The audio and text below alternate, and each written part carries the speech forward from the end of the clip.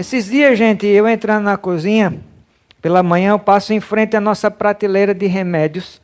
Daí eu me deparo com uma cena muito intrigante. O nosso vidro de Calman, quem é que sabe o que é Calman? Quem é que sabe o que é Calman? Muita gente sabe que vocês estão tomando também, é?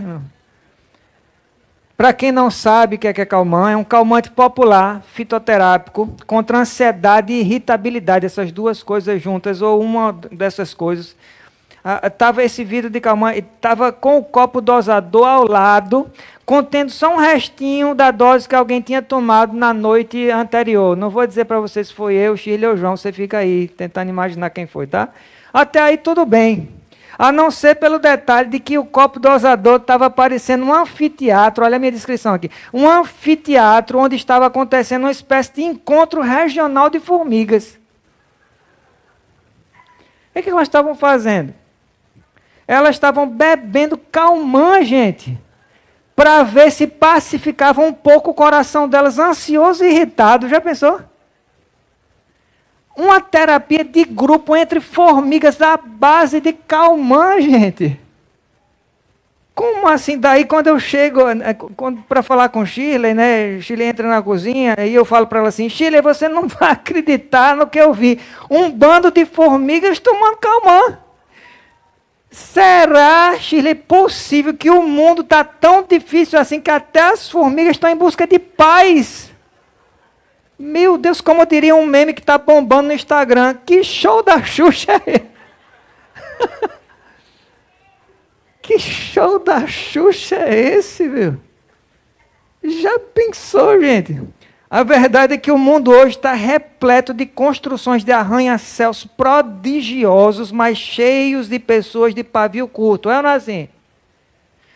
Cheios, basta uma pisadinha no calo, não precisa muita coisa séria, basta uma pisadinha de nada no calo, uma frustração qualquer, uma contrariedade menor, a menor que seja, não importa, e bum! Tantos explodem, feito o personagem Raiva do desenho Divertidamente. Você lembra desse personagem, não? Eu fiz aniversário ontem, gente, e finalmente passei dos 40. E em toda a minha vida, eu não estou exagerando não, vou usar as palavras de Jack, eu não estou exagerando não, em toda a minha vida, eu nunca vi, nunca, eu vi um tempo com um mundo tão cheio de pessoas descontroladas de raiva, algumas parecem que estão possuídas pelo Satanás de raiva.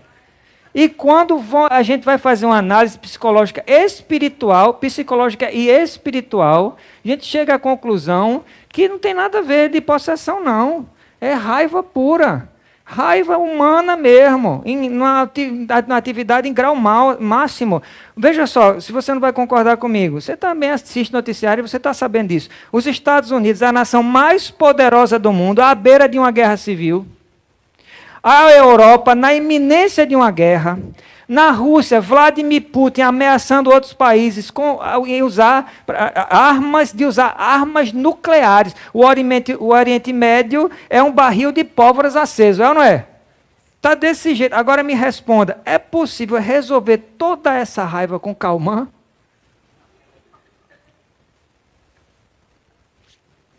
É improvável, né? Bom, as formigas estão tentando. O que o mundo precisa é de pacificadores. Repita comigo. O que o mundo precisa é de pacificadores. Pacificadores de Deus. Trazendo o céu para a terra. Esse é o tema da mensagem de Deus para você e para mim nessa noite. Vai aparecer no telão. Pacificadores de Deus. Trazendo o céu para a terra. Eu quero convidar você para abrir a sua Bíblia comigo. No Evangelho de Mateus, no capítulo 5, verso 9. Mateus 5, verso 9, a gente vai dar continuidade à nossa série de pregações no Sermão do Monte. E eu vou ler o verso a partir da versão ARA, ao meio da revista atualizada. Se você tem qualquer outra versão, NTLH, NVI, NVT, ARC, não tem problema. O princípio é o mesmo. Mateus, primeiro evangelho, você acha bem rapidinho. Bem rapidinho. Quem achou diz amém? Então abra os ouvidos do seu coração para ouvir o que diz a santa e santificadora palavra de Deus. Diz assim: bem-aventurados os pacificadores, porque serão chamados filhos de Deus. Vou repetir: bem-aventurados Os pacificadores. Por que serão chamados? Filhos de Deus. Agora, coloque o seu dedo assim na sua Bíblia para marcar, feito eu estou fazendo. Tente virar para a pessoa ao seu lado e veja se você consegue repetir o versículo de memória. Veja aí.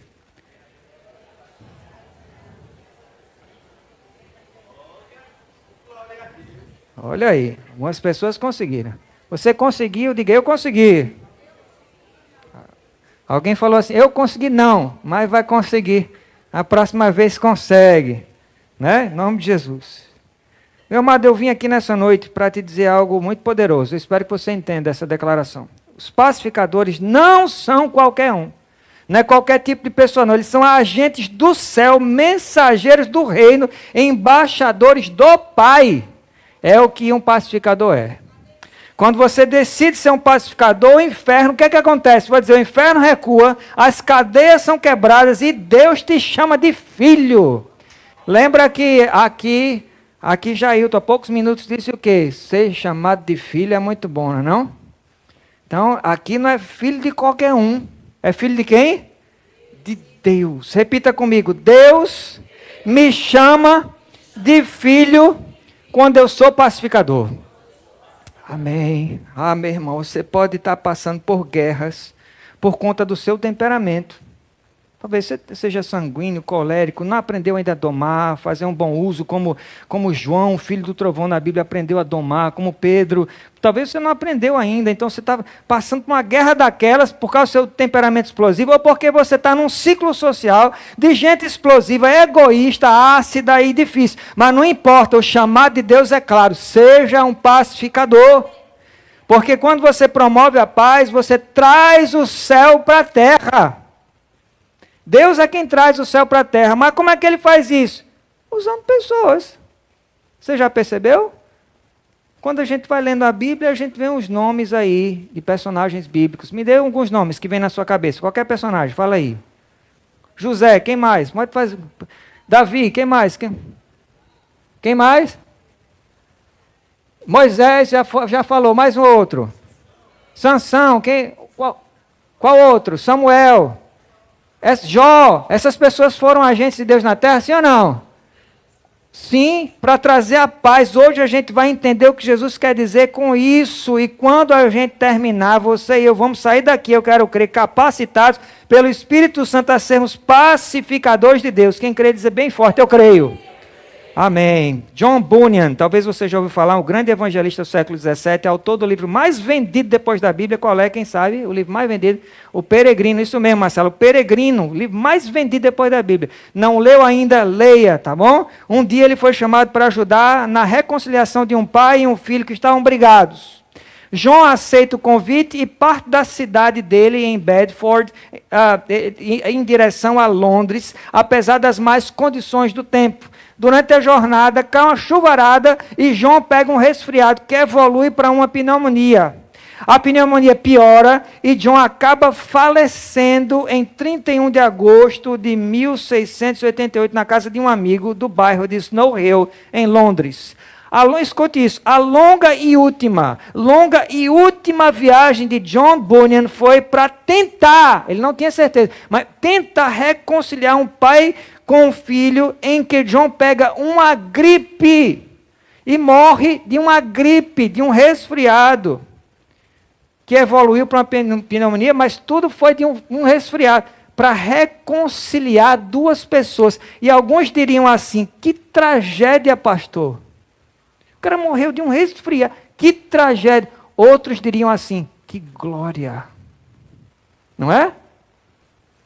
Para John, ser um pacificador é uma missão em que vale a pena perseverar até o fim. E se o preço for morrer, então ele morre, e foi o que aconteceu. Por quê? Porque os pacificadores, eles persistem na paz. Esse é o nosso primeiro ponto. Repita comigo, os pacificadores persistem na paz. Um detalhe curioso é que existem mais ou menos 400 referências sobre paz na palavra de Deus. É muita referência. 400. O pastor americano John MacArthur disse que a Bíblia começa com paz no Jardim do Éden e termina com a paz na eternidade. É claro que nesse ínterim tem umas confusõezinhas, né? Tem umas intrigas, tem uma guerra, tem umas brigas. Algumas não, tem muitas. Mas começa com a paz e termina com a paz. A palavra de Deus, do começo ao fim, é sobre persistência da paz. Quem está entendendo diz amém. Olhe para essa palavra, pacificadores, aqui no início do nosso texto, pacificadores. No grego, a palavra usada aqui é erraenopoios, que quer dizer aquele que faz a paz. Quer dizer o quê? Aquele que faz a paz. Mais uma vez, aquele que faz a paz. Não é só quem espera a paz, porque tem gente que, alguém desavisado, e que inadvertidamente cruza os braços e espera a paz acontecer. Mas não é disso que se trata o texto, não é sobre esperar, não. Não é só quem espera a paz, mas quem vai atrás dela, quem trabalha, quem se esforça. O pacificador é aquele que não desiste da paz. Eu vou repetir, o pacificador é aquele que não desiste da paz. Ele enfrenta as adversidades, ele enfrenta os conflitos, ele nada contra as correntezas de um mundo bruto, rebelde. Ele luta pelos princípios de Deus, contra ideologias satânicas, porque ele sabe que a paz que ele busca não é apenas ausência de conflito, não. Ele sabe que só não existe conflito no cemitério. Não é assim? Existe lugar mais pacífico que um cemitério? Talvez o que mais parece é um lago à noite, a serenidade, a tranquilidade, mas não tem lugar mais tranquilo que um cemitério. Então não se trata disso. Paz não é a ausência de confronto, é a presença do Deus vivo.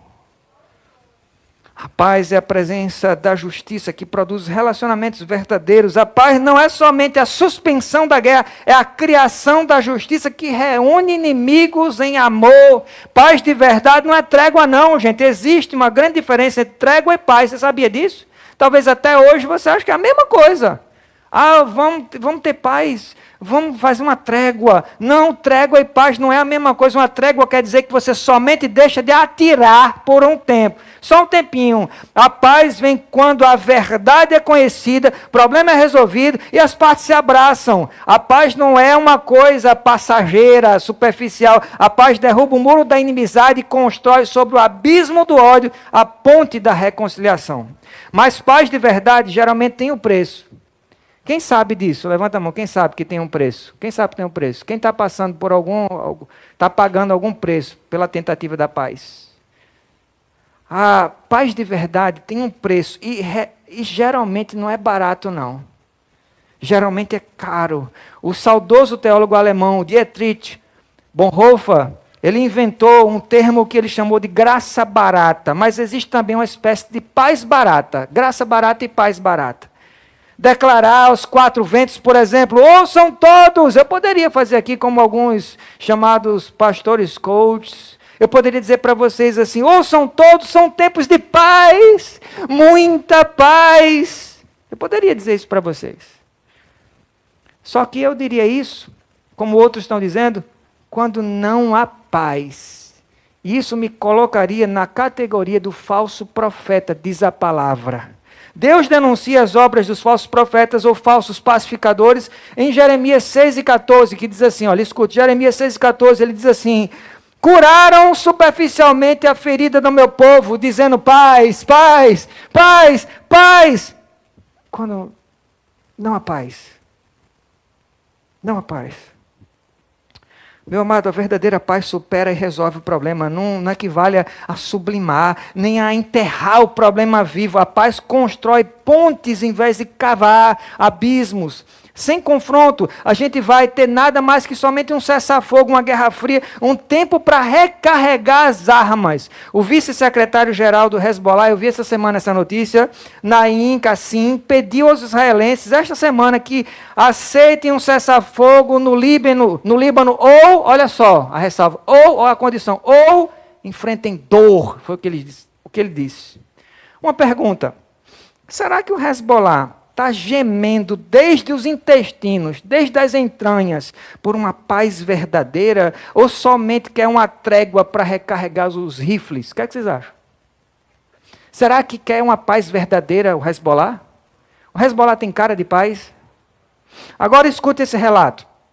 Conta-se que durante a Primeira Guerra Mundial, do Natal de 1914, soldados em lados opostos do conflito, numa trégua não oficial, extraoficial, saíram das suas trincheiras, eles saem das trincheiras, se reúnem, olha só isso, eles se reúnem, eles começam a cantar canções de Natal, trocam presentes e até jogam futebol. Soldados inimigos. Seria um relato arrepiante, não seria não? Seria emocionante se a gente estivesse falando de paz de verdade, e não de um armistício aqui passageiro, uma trégua de Natal. Como o episódio ficou conhecido, baseado em pura melancolia de veraneio, é o que eu chamei aqui, é o que eu acho que foi. Melancolia de veraneio e sentimentalismo festivo. Ninguém falou isso. Quem está falando sou eu, e eu nem precisava estar lá para saber. Foi só ler o relato histórico. O grande problema do sentimentalismo é que ele tenta evitar o mal, subestimando o problema ou banalizando o problema. Isso acontece comigo e com você, com qualquer um às vezes. Assim, o sentimentalismo, ele falha em não se engajar na profundidade da dor do outro como dor que precisa ser pacificada. O sentimentalismo, ele falha porque só a paz verdadeira é capaz de mover as pessoas em direção à ação, muitas vezes onerosamente apropriada, de servir ao outro a longo prazo. Porque servir um pouquinho, servir só hoje, só alguns segundos, numa relação de toma lá da cá, muita gente consegue, mas servir a longo prazo, em detrimento de si mesmo, em nome de uma paz verdadeira, pouca gente quer. E porque esses soldados aqui vivenciaram nada mais do que puro sentimentalismo e não paz verdadeira, o que é que aconteceu? Vou dizer para vocês o relato da história. Logo depois do Natal, a guerra foi retomada com igual violência que antes. Igual violência. Houve um armistício, houve um cessar-fogo, mas nada de paz de verdade. E os mesmos soldados que tinham trocado presentes, tinham trocado gargalhadas, jogado futebol, tinham cantado juntos, emocionados, seguiram se matando, gente. Dá para imaginar? Meu amado, não me entenda errado. Eu creio num Deus capaz de trazer paz no meio da escuridão da guerra. Você crê também? Eu creio. Tomara que você não esteja me entendendo errado, não. Mas essa paz de que eu estou falando não é do tipo que faz famílias trocarem, como acontece todo Natal. Esse Natal vai ser de novo assim. Porque tem sido assim desde que Natal existe. Não é desse tipo de paz que eu estou falando, que faz famílias trocarem presentes, cantarem de mãos dadas, gente que não se vê o ano todinho, que nem quer se ver pintar de ouro. Mas quando chega o Natal, dá um jeito de fingir. E fingir, bem fingido mesmo. Então trocam presentes, cantam de mãos dadas, com lágrimas nos olhos. Tem gente que consegue até chorar, só não tem coragem de dizer que é de raiva do outro. Mas até choram, se abraçam por uma noite só e depois seguem trocando farpas pelo resto do ano, ou se odiando, ou não se falando, ou não se ligando, não passando o zap, fingindo que o outro não existe. A paz de que eu estou falando não é assim, é de dentro para fora, não é uma trégua, é paz duradoura. É uma paz que transforma pessoas antes mesmo de transformar um ambiente.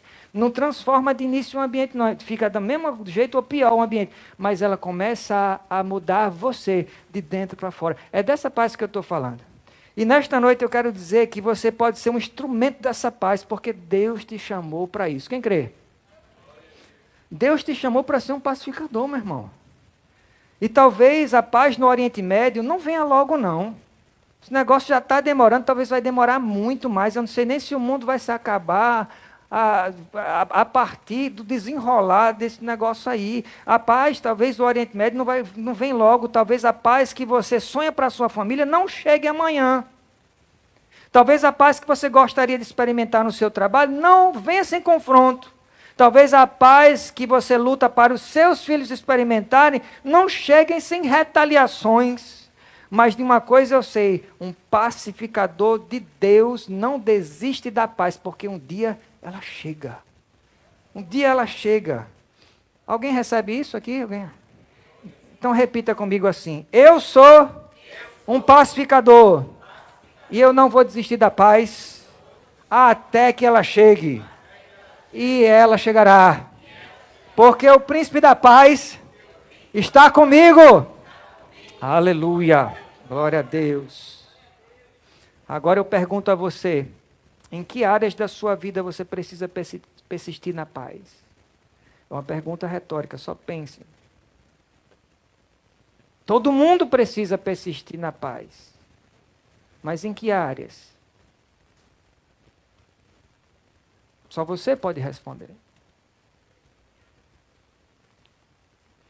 Só você pode responder. Onde você pode tomar uma posição de fé e dizer assim: eu não vou permitir que o caos prevaleça, eu vou trazer a paz do Deus da paz. Onde é que você precisa aplicar isso? Se eu e você queremos ser pacificadores de Deus, meu irmão, é preciso antes saber em que áreas das nossas vidas a gente precisa persistir pela paz. Não sai daqui sem responder isso.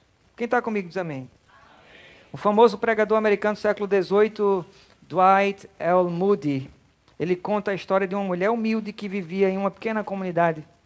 Ela não tinha riquezas, ela não tinha influência, mas ela tinha um coração cheio de amor e de bondade. Tomara que você conheça alguém assim, tomara que você seja alguém assim.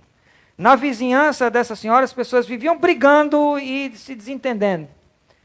Muita gente se engalfinhava ali, mas sempre que as pessoas se aglomeravam para começar uma confusão, essa senhora era a primeira a intervir. Ao menor sinal de raiva e divisão, ela aparecia com um sorriso largo no rosto e um coração disposto a ouvir. Ela dizia assim: em nome de Jesus, vamos encontrar um caminho para a paz, é o que ela falava. Ela não se importava com o que as pessoas pensavam dela, não. O desejo dela era unir as pessoas. Ela tinha esse desejo clamando no coração dela. Com o tempo, todos começaram a reconhecer essa senhora como uma verdadeira pacificadora. A casa dela se tornou um verdadeiro abrigo da paz. Quando alguém se perguntava como é que ela conseguia viver em paz em meio ao caos, ela respondia simplesmente isso. Olha só o que ela dizia. Ela dizia: eu sou filha do Deus da paz. Só isso. Ela tinha consciência de quem ela é filha. E assim essa senhora se tornou conhecida como filha de Deus. Nessa noite, ouça o Espírito Santo de Deus perguntar para você. É o Espírito, ele só está usando minha boca, mas é ele perguntando para você. Ele está perguntando para você assim: como você é conhecido? Essa noite ele está lhe perguntando. Meu amado, esta é a recompensa dos pacificadores. Esse é o nosso segundo e último ponto. Os pacificadores, escute isso, têm como recompensa serem reconhecidos como filhos de Deus. Entendeu agora por que Deus se importa tanto em perguntar como você é conhecido? No contexto histórico do nosso texto, os judeus eles esperavam um Messias que trouxesse uma paz política. Alguns de vocês sabem disso, lembram disso. Estudaram isso. Eles esperavam essa pessoa que trouxesse uma paz política, uma paz pela força. Mas Jesus vem e diz, olha o que Jesus vem e diz, ele diz: bem-aventurados os pacificadores, porque eles serão chamados filhos de Deus. Jesus está dizendo que os verdadeiros filhos de Deus são aqueles que em meio ao caos trazem a paz do reino. Isso não é sobre paz de governo não, meu irmão. Talvez você fique tão frustrado porque o prefeito que você queria que fosse eleito não foi eleito, porque o presidente que você acha que traria solução para o Brasil não vai ser eleito, porque o seu presidente não foi eleito, porque fulano tal não está no trono. Não é sobre essa paz de governo que a gente está falando não, é uma paz que vem de Deus, meu irmão. Agora, aqui está algo mais profundo. O tempo verbal usado por Jesus para a declaração serão chamados filhos de Deus está na segunda parte aí do nosso verso. Ela está no futuro passivo. Veja só, isso significa que alguém, em algum momento, eu não sei quando, eu não faço a menor ideia, mas alguém, alguma hora, vai te chamar de filho de Deus. Já imaginou isso? Isso é um detalhe bem curioso, porque eu sei que na bios do Instagram, talvez na sua bios, porque na bios do Instagram de muita gente, muitos de nós talvez aqui, nós nos descrevemos com a frase filha de Deus, filho de Deus. Não é assim que a gente vê em muitas bios de crente, né? Tem algum problema nessa descrição, sim ou não? Problema nenhum. Que descrição poderosa, meu irmão. E não tem nenhum problema a gente se descrever assim. Afinal, qual o problema em dizer que eu sou filho de um pai de quem eu me orgulho? E é por isso que eu coloco lá na minha bio, eu sou filha de Deus, eu sou filho de Deus. Mas se é esta a nossa autodescrição, talvez seja na sua bio do Instagram, tem lá, eu sou filha de Deus. Se é essa a sua descrição, eu quero lhe perguntar, será que você também é conhecido pela sua descrição? Será que é assim que as pessoas te conhecem? Pela sua descrição? Um certo casal que vivia discutindo por tudo, viviam brigando por tudo. Um dia o marido estava orando, desesperado. Ele estava dizendo assim, Deus, eu já não sei mais o que fazer, eu estou desesperado, eu não sei mais o que fazer, me ajuda. Como é que eu faço para trazer paz ao meu lar, à minha família, para trazer paz no meu casamento? O homem queria muito cumprir o que diz Mateus 5:9, ser um pacificador e, claro, ser reconhecido como filho de Deus, somente na casa dele, né? Onde mais interessava.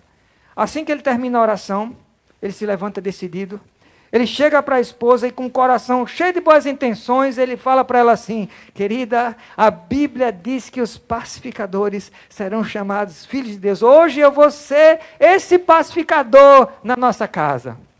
Daí a esposa olha para ele desconfiada e diz assim, sei. E o que você vai fazer exatamente? Ele sorri e diz assim, bom, hoje quando você começar a falar, eu vou ouvir pacificamente. Eu não vou te interromper, nem vou discutir, eu vou manter a paz. Então a esposa solta um sorriso sarcástico e fala assim, é? Então se você for mesmo um pacificador, talvez eu finalmente te chame de filho de Deus. Aí o marido, sem perder o bom humor, responde assim, querida, sabe, do jeito que as coisas têm ido entre a gente, eu já estava começando a achar que você ia me chamar de outra coisa, mas me chamando de filho de Deus, com certeza é um upgrade. Filho de Deus é um upgrade bem bom mesmo. Às vezes, ser um pacificador exige paciência, sabedoria e, claro, um senso de humor também. Afinal, a paz no lar não só nos faz filhos de Deus, mas também nos salva de muitos outros títulos que poderíamos receber. Talvez você receba uns títulos na sua casa que você não gosta de ouvir.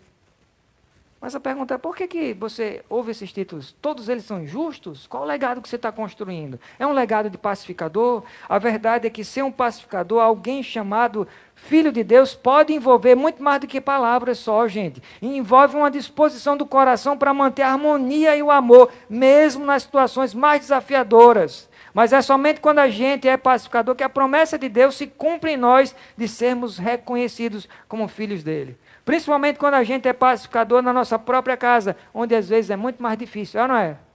Às vezes é muito mais difícil ser um pacificador na nossa própria casa. Difícil, porém não impossível, porque Jesus diz em João 14:27, ele fala assim, estou deixando com vocês a paz, a minha paz lhes dou, eu não dou como o mundo a dá, portanto não fiquem aflitos, não tenham medo. Meu amado, você entende que a paz que você recebe é a paz de Jesus? É o que ele está dizendo aqui, ele está declarando, a minha paz eu dou para vocês. Meu amado, se você um dia recebeu a paz de Jesus, é ela que torna você capaz de ser um pacificador, reconhecido pelas pessoas como filho de Deus. Agora se prepare para ouvir a melhor notícia que você vai ouvir nessa noite. Quando você é um pacificador, é o próprio Deus que vai declarar sobre você, este é o meu filho. É o próprio Senhor. Que tal ouvir isso, meu amado? Levante a mão e diga comigo assim, eu sou um pacificador. E Deus me chama de filho. Talvez você nem se ache, você está declarando profeticamente pela força e pela paz que você recebe de Jesus, que você vai conseguir com Ele. Isso é tão sério, que se a gente não for conhecido como pacificador, sabe o que é que isso quer dizer? Você sabe o que é que isso quer dizer? Arrisque responder aí, arrisque responder para a pessoa do seu lado aí. O que é que acontece se você não for um pacificador? Diga aí a sua opinião aí, veja se você acerta.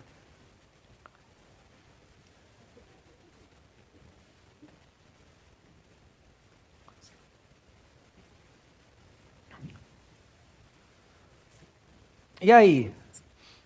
O que é que você acha que acontece se você não for um pacificador? Nai, diga aí, o que é que você acha que acontece se eu não for um pacificador? Exatamente, na mosca, você quer dizer que você está, olha a seriedade, a gente engole seco, só em pensar, quanto mais pronunciar, se você não for um pacificador, isso é uma prova claríssima como a luz do sol, que você está fora do rol da família de Deus. É só ler o versículo ao contrário. Se você não consegue, se é um encrenqueiro de galocha, briga com todo mundo, tem desavença com todo mundo, não consegue receber o perdão de ninguém, pedir desculpa a ninguém, está claríssimo, você não está cotado no rol da família de Deus. Graças a Deus, você está vivo e pode se endireitar com o Senhor hoje mesmo, amém? Se até hoje você está fora dessa família, você não precisa continuar nem mais um dia fora desse rol não, meu irmão. Você não precisa, quem disse que você precisa continuar? Só quem diz isso é o Satanás. E você acredita se você quiser. Porque Deus é um pai que não para de adotar filhos. E Ele também quer adotar você. A grande causa do Senhor é adotar. A adoção é uma causa tão cara para o Senhor, que Ele dedicou a vida do filho mais velho, do nosso irmão mais velho, do filho dele, unigênito, para morrer, para que você possa ser adotado. O Pai Celeste quer adotar você para transformar você num pacificador, meu amado. E a sua adoção, que significa a sua reconciliação com Ele, custou um preço altíssimo, o preço da sua adoção. Foi o que eu falei aqui, a vida do seu irmão mais velho, a vida do primogênito de Deus. Pois como eu falei minutos antes, muitas vezes, e você lembra disso, a paz tem um custo alto e ninguém pagou um preço mais alto pela paz, pela sua paz, do que Jesus. Ele pagou o preço da sua paz com Deus. Em Efésios 2, 14 a 16 diz, olha só que versículo, diz assim, porque Ele, a nossa paz, o qual de ambos fez um, e tendo derribado a parede de separação que estava no meio, a inimizade, aboliu na sua carne a lei dos mandamentos na forma de ordenanças, para que dos dois criassem em si mesmo um novo homem, fazendo a paz e reconciliasse ambos em um só corpo com Deus, por intermédio da cruz, destruindo por ela a inimizade. Meu irmão, pare por um instante e sinta que o que a palavra de Deus está revelando aqui, nesse texto de Efésios 2, 14 e 16, que nos leva ao coração pulsante do próprio Evangelho, ali onde o céu toca a terra. Jesus, o Filho de Deus vivo, é revelado não somente como nosso Salvador, mas como a nossa paz eterna. Imagine aquele dia sombrio no Calvário, sangue de Jesus correndo na cruz, o som do martelo cravando aqueles pregos, tum, tum, perfurando a mão de Jesus, cada gota de sangue que caía sobre o chão, manchando o chão com a maldade humana. Estava pregando uma mensagem, é como se essa mensagem estivesse ecoando e pelas eras até hoje. E a mensagem é essa: Ele é a nossa paz. Jesus é a nossa paz. O sangue do Filho de Deus estava pavimentando o caminho da reconciliação entre nós e o Pai Celestial. A grossa, vê se você já estudou isso, você vai lembrar, a grossa e alta cortina de inimizade, de 10 centímetros de espessura, 10 centímetros de cortina, você pode imaginar isso? Não é de madeira, não, é de cortina, 18 metros de altura, era o que separava a gente do Santo dos Santos, 10 centímetros de largura e 18 metros de altura. Essa cortina que nos separava de Deus foi rasgada ao meio. De cima a baixo, rasgada por quem? Por aquele que é a nossa paz, meu irmão.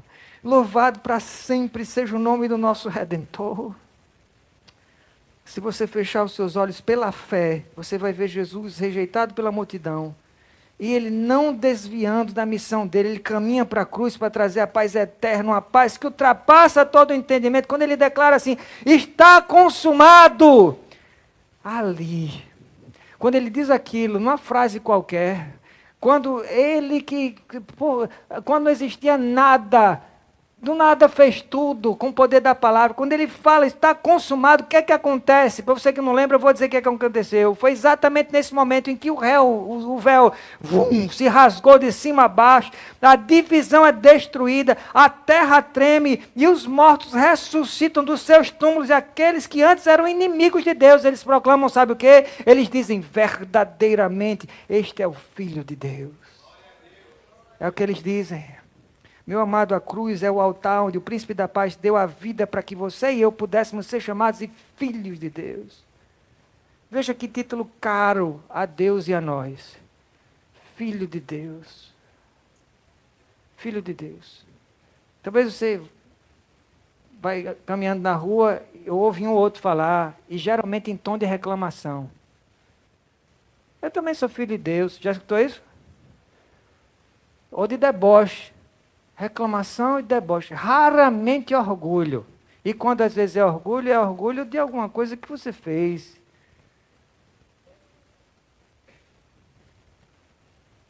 Mas que tal parar para pensar nesse título, sobre esse ângulo, com essas lentes espirituais.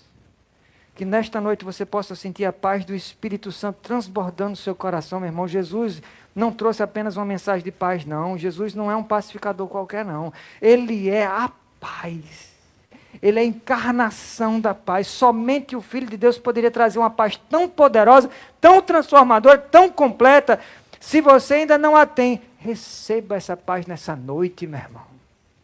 Ele nos chama para sermos pacificadores reconciliados pela cruz.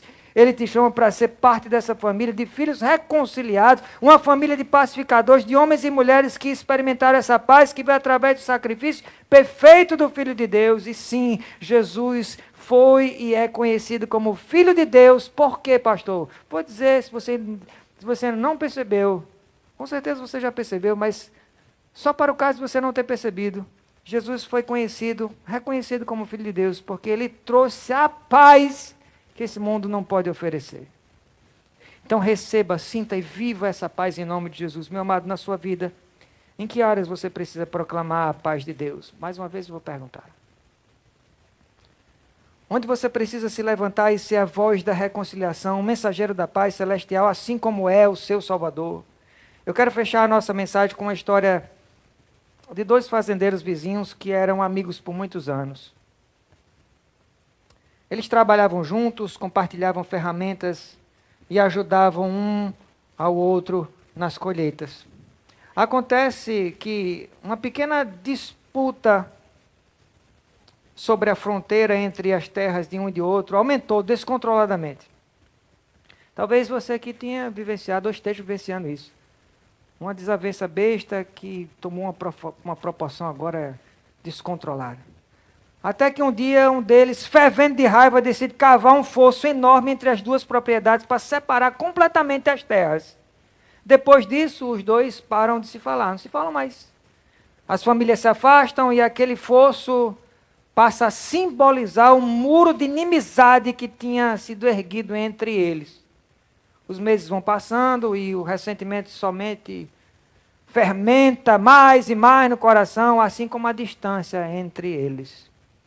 Um dia, um carpinteiro itinerante bate à porta de um dos fazendeiros em busca de algum serviço. O fazendeiro, ainda com raiva do vizinho, de repente tem uma ideia, um estalo assim.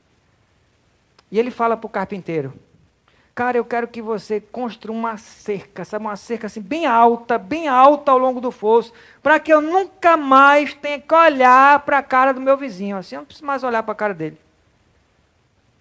Fica combinado assim e o carpinteiro aceita o trabalho. Mas no dia seguinte, quando o fazendeiro sai de casa para conferir o resultado do trabalho, ele fica sem entender o que ele vê, ele olha, mas ele fica sem acreditar. Em vez de uma cerca, o carpinteiro tinha construído uma ponte sobre o fosso.